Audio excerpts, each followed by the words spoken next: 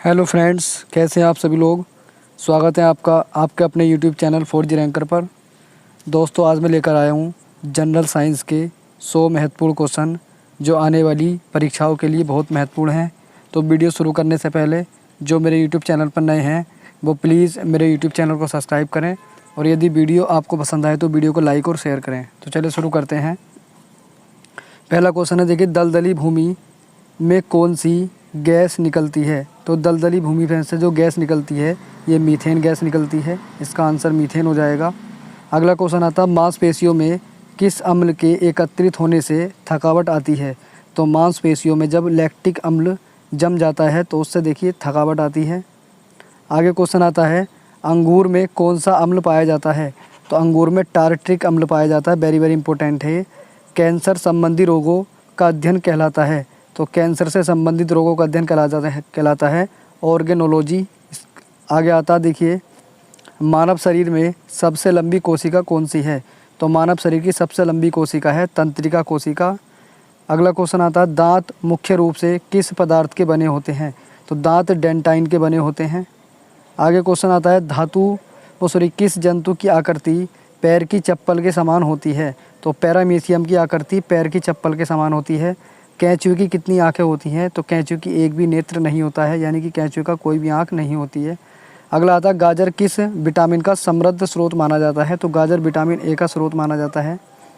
अगला क्वेश्चन आता है, निम्न में से किस पदार्थ में प्रोटीन नहीं पाया जाता। तो चावल में प्रोटीन नहीं पाया जाता है।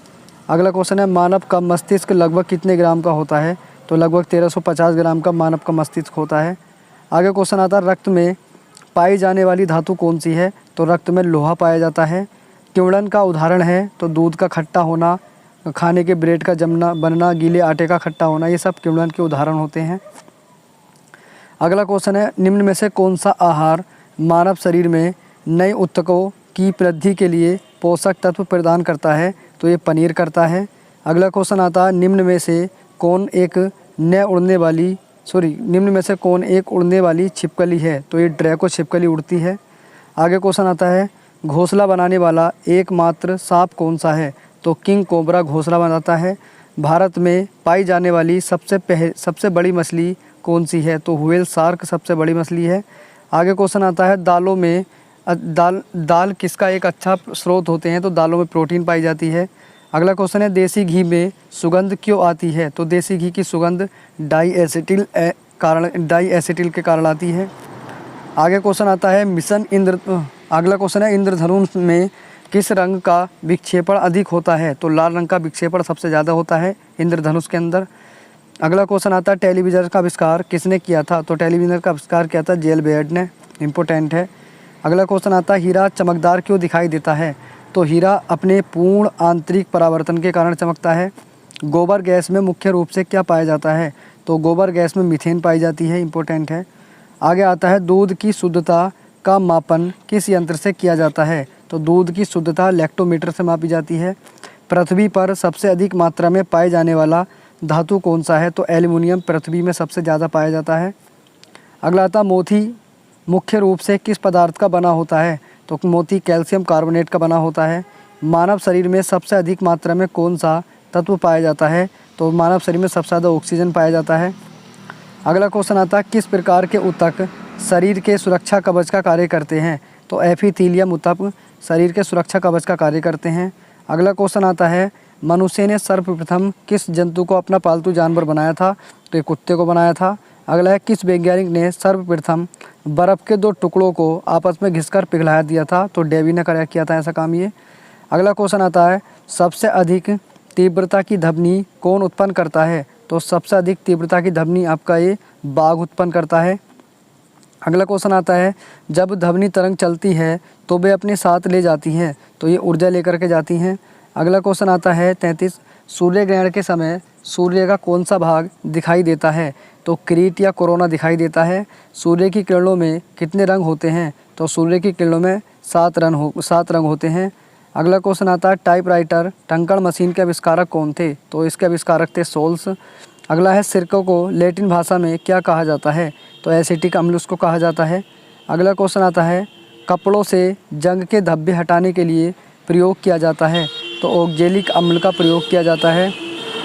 अगला क्वेश्चन आता है गन्ने में लाल सड़न रोग किसके कारण होता है? तो गन्ने में जो लाल सड़न रोग होता है ये कवक के द्वारा होता है, इम्पोर्टेंट है। अगला क्वेश्चन आता है देखिए, आम का वानस्पतिक नाम क्या है? तो मैग्नीफेरा इंडिका आम का वानस्पतिक नाम है। अगला क्वेश्चन आता है कॉफ़ी पाउडर के साथ मिलाए जाने वाला चिकोरी चूर्ण प्राप्त होता है? तो ये जड़ों से प्राप्त होता है। अगला क्वेश्चन आता है विटामिन सी का सबसे अच्छा स्रोत क्या है? तो विटामिन सी का सबसे अच्छा स्रोत माना जाता है आंवले को। अगला है किसके द्वारा आनुवांशिकता के विज्ञान को आनुवंशिकी कहा गया था? तो वाटसन का, देखिए आनुवंशिकता का सिद्धांत आपका क्रिक और वाटसन ने दिया था। अगला क्वेश्चन आता है सौर ऊर्जा किससे प्राप्त होती है? तो सौर ऊर्जा सूर्य से प्राप्त होती है। अगला है धूल प्रदूषण को रोकने के लिए सबसे उपयुक्त वृक्ष है? तो धूल प्रदूषण को रोकने के लिए जो वृक्ष आता है वो नीम का आता है। अगला क्वेश्चन आता है देखिए, निम्नलिखित में से ऊष्मा का सबसे अच्छा सुचालक कौन है? तो ऊष्मा का सबसे अच्छा सुचालक ठंडे पानी को माना जाता है। निम्नलिखित में से किस धातु का प्रयोग मानव द्वारा सबसे पहले किया गया था? तो तांबे का सबसे पहले प्रयोग किया गया था। अगला क्वेश्चन आता है निम्न में से किसके द्वारा सबसे अधिक ध्वनि प्रदूषण होता है? तो हवाई जहाज़ की उड़ान से सबसे ज़्यादा ध्वनि प्रदूषण होता है।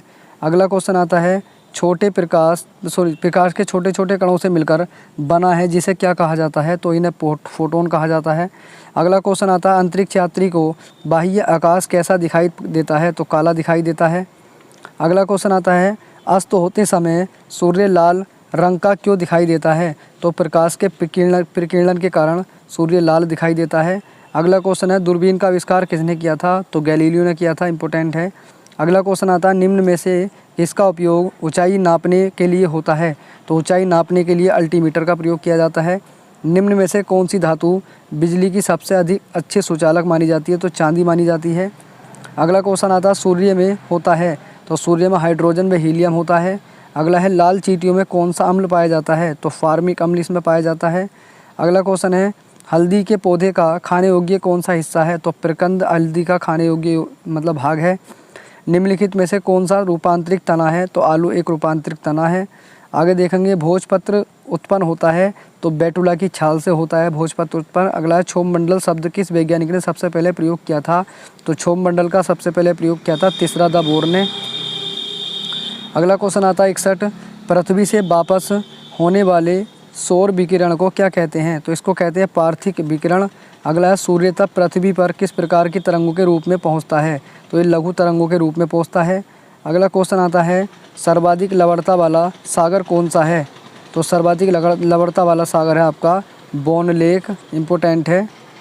अगला क्वेश्चन आता है देखिए किस प्रकार की मृदा का निर्माण रेगिस्तानी या उप रेगिस्तानी जलवायु दशाओं के अंतर्गत होता है? तो एरिडोसोल का होता है ये। अगला क्वेश्चन आता है देखिए जल में पनपने वाले पौधे क्या कहलाते हैं? तो जल में पनपने वाले पौधों को हाइड्रोफाइट कहा जाता है। अगला क्वेश्चन है मालाबार क्षेत्र में किस प्रकार की वनस्पति पाई जाती है? तो वर्षावन पाए जाते हैं ये।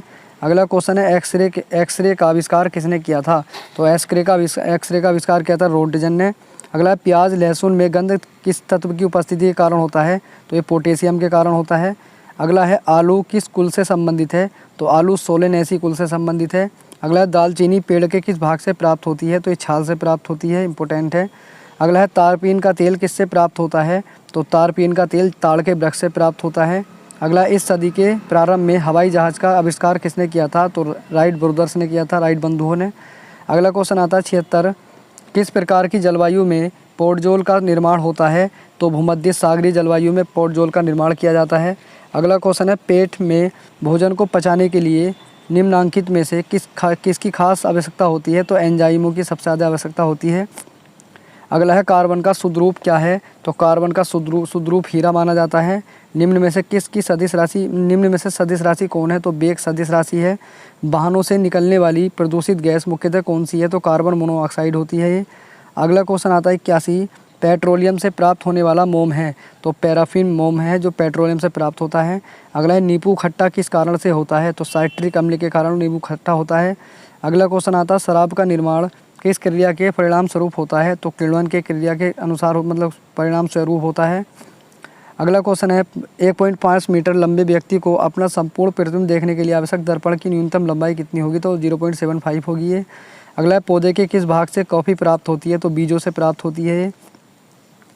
अगला क्वेश्चन आता है 86 निम्नलिखित में से किस में प्रोटीन का सबसे अधिक स्रोत पाया जाता है? तो प्रोटीन सबसे ज़्यादा सोयाबीन में पाई जाती है। अगला है धान का प्रसिद्ध खैरा रोग किसके कारण होता है? तो विषाणु के कारण होता है ये। अगला क्वेश्चन आता है जीव द्रव्य जीवन का भौतिक आधार है, यह किसका कथन है? तो ये लेमार्क का कथन है। अगला क्वेश्चन आता है देखिए, सूर्य की ऊष्मा पृथ्वी पर निम्नलिखित में से किस संचार के माध्यम से पहुँचती है? तो ये विकिरण के माध्यम से पहुँचती है, इंपॉर्टेंट है। अगला क्वेश्चन आता है देखिए, माइक्रोफोन का आविष्कार किसे माना जाता है? तो माइक्रोफोन का आविष्कारक ग्राहम बेल को माना जाता है, इंपॉर्टेंट है। अगला क्वेश्चन आता है मोनोमीटर के द्वारा किसकी माप की जाती है? तो मोनोमीटर से देखिए मैनोमीटर से गैस का दाब मापा जाता है। अगला है निम्नलिखित में से शुद्ध तत्व कौन सा है? तो सोडियम शुद्ध तत्व माना जाता है। अगला है सूर्य की किरणों की तीव्रता मापने वाले उपकरण को क्या कहते हैं? तो सूर्य की किरणों को मापने वाले उपकरण को कहते हैं आपका एक्सियोमीटर, इंपॉर्टेंट है। अगला है हाइड्रोजन का अवशोषण करने वाली धातु कौन सी है? तो हाइड्रोजन का अवशोषण करने वाली धातु है पैलेडियम। अगला है क्यूरी निम्नलिखित में से किसकी इकाई है? तो रेडियोधर्मिता की इकाई है आपकी, इंपॉर्टेंट है। अगला क्वेश्चन आता है देखिए, क्यूरी निम्नलिखित में से किसकी इकाई है? तो रेडियोधर्मिता की इकाई है। अगला क्वेश्चन आता है देखिए, वायु में थोड़ी देर रखने पर किसी धातु के ऊपर हरे रंग की बेसिक कार्बोनेट की परत जम जाती है, वह धातु कौन सी है? तो वह ताम्र कहलाती है। 98वां क्वेश्चन आता है, तारे अपनी ऊर्जा किस प्रकार प्राप्त करते हैं? तो नाभिक के संलयन के कारण ही अपनी ऊर्जा प्राप्त करते हैं। अगला आता है 99, लोहे पर जंग लगना किसका उदाहरण है? तो ये ऑक्सीकरण का उदाहरण है, इंपॉर्टेंट है। अगला है निम्न में से कौन सी गैस वायु से हल्की होती है? तो अमोनिया गैस वायु से हल्की होती है। तो दोस्तों ये हमारे वीडियो के 100 क्वेश्चन थे। अगर वीडियो आपको पसंद आई हो तो वीडियो को लाइक करें, और यदि आपने अभी तक मेरा चैनल सब्सक्राइब नहीं किया है तो मेरे चैनल को भी सब्सक्राइब कर लें। चलिए मिलते हैं अगली वीडियो में, धन्यवाद।